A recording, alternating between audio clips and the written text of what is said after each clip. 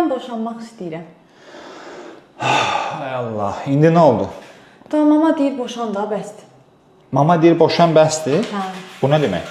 Da deyir 7 il oldu, bir uşağım var, da bəsdir. Biraz da mənlə qal. Deyir mən sən istəyir qalamıram.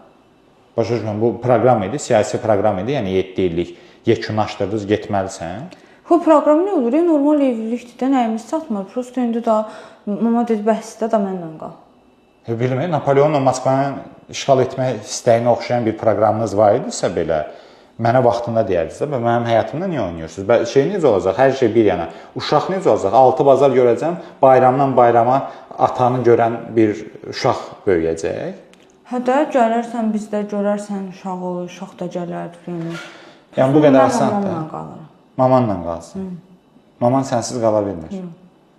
Sən də mamasız. Mən də onsuz qalamam. Onca 7 il burada sıxılırdın, elə? Niyə sıxılırdım ki? Görünür də bizə nə doğmalaşa bilmədin, nə başqa bir şey də. Yəni xəttinə məsələ yat kimi 7 ili keçirdin, gözünüzdən qaçmırdı, sadəcə heç nə demirdik. Valla nə bilim, mən də mamsız qalamıram, onun da mənsiz qalamır. Deyir, bəsdir boşan. Mama deyir, bəsdir boşan. Sonra da deyirlər ki, heç bir qız anası qızının boşanmağını, ailəsinin dağılmasını istəməz. İnanan daşa dönsün.